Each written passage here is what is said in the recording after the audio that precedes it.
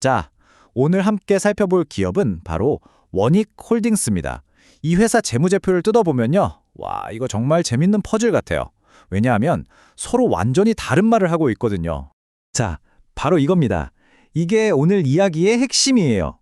2025년 보고서를 보면 영업이익은 마이너스 4억 원, 그러니까 본업에선 손해를 봤다는 거죠. 그런데 최종 순이익은 무려 504억 원이나 흑자를 냈습니다. 뭔가 좀 이상하죠? 아니, 상식적으로 사업을 해서 돈을 까먹었는데 어떻게 전체적으로는 이렇게나 큰 돈을 벌 수가 있는 걸까요? 이게 바로 오늘 우리가 풀어야 할 수수께끼입니다. 그럼 지금부터 이 회사가 보내는 이 상반된 신호들, 대체 이게 무슨 의미인지부터 한번 제대로 짚어보겠습니다. 이 상황을 아주 쉽게 비유해 볼까요? 마치 이런 거예요.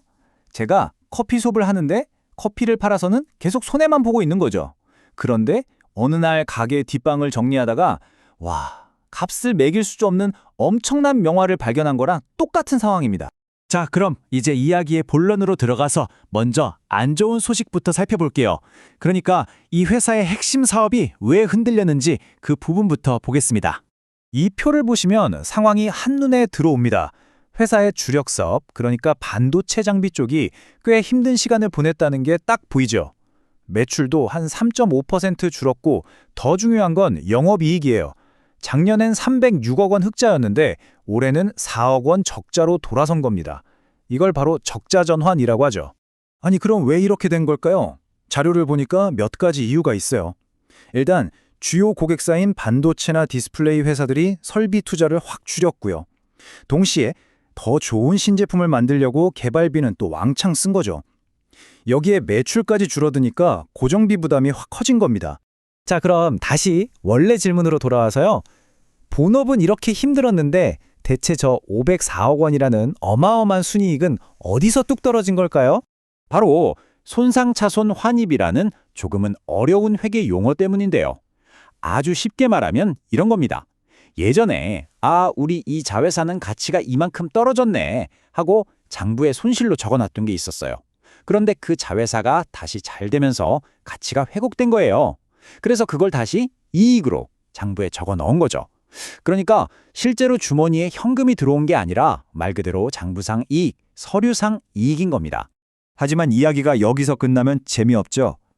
이게 단순히 회계적인 마법 같은 게 아니에요. 이 숫자 뒤에는 이 회사의 진짜 실력, 진짜 체력이 숨어 있습니다. 바로 이 숫자입니다. 1,181억 원. 여러분, 이 숫자는 정말 중요해요. 이건 서류상 이익이 아니라 이 회사가 핵심 사업으로 실제로 벌어들인 현금입니다. 캐시오. 심지어 작년보다 16.2%나 늘어났어요. 대단하죠? 그러니까 정리를 해보면 이렇습니다. 겉으로 보이는 영업이익은 잠깐 마이너스였을지 몰라도 회사의 재무적인 기초 체력은 우리가 생각하는 것보다 아주 훨씬 튼튼하다는 거죠. 이 차트가 그걸 아주 명확하게 보여주죠. 왼쪽이 총 자산, 오른쪽이 총 부채인데요. 자산이 부채보다 압도적으로 많습니다. 한마디로 회사가 아주 안정적이라는 뜻이에요. 특히 부채 비율을 보면요. 51.4%밖에 안 돼요. 굉장히 낮은 수치입니다. 요즘처럼 금리가 막 오를 때 빚이 적다는 건 정말 큰 무기거든요. 위기가 와도 버틸 힘이 있다는 거죠. 그리고 더 놀라운 건 이겁니다.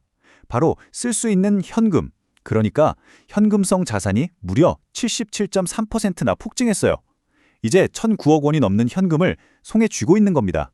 이건 뭐 웬만한 충격은 다 흡수할 수 있는 거대한 안전 쿠션을 마련한 셈이죠. 자, 이렇게 좋은 점과 나쁜 점이 막 섞여 있다 보니 원익홀딩스의 미래는 정말 딱 두 갈래 길로 나뉘어 볼 수 있습니다. 말 그대로 갈림길에 서 있는 건데요. 먼저 최상의 시나리오는 이겁니다. 전 세계적으로 AI 붐이 일면서 반도체 고객사들이 다시 투자를 시작하는 겁니다. 그러면 장비 주문이 막 쏟아져 들어오겠죠. 반대로 최악의 시나리오는 경기 침체가 길어지면서 투자 지연은 계속되고 높은 이자 때문에 돈 빌리는 부담만 커지는 상황입니다.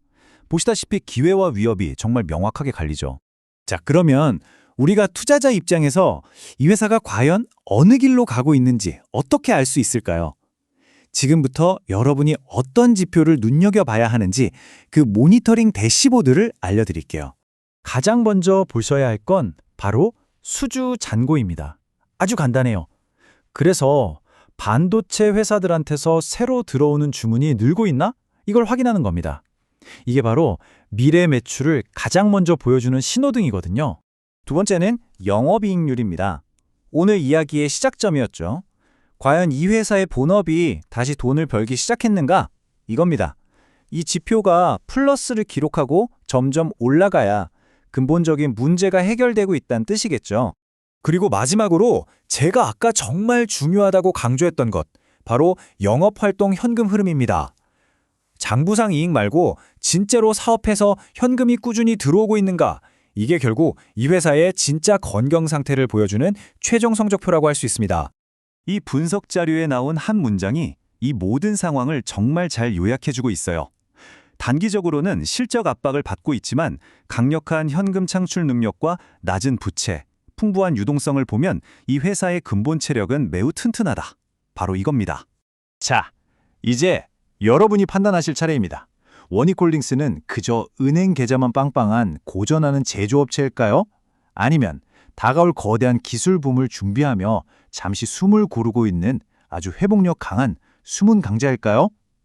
이 질문에 대한 답을 한번 생각해 보시면 좋겠습니다.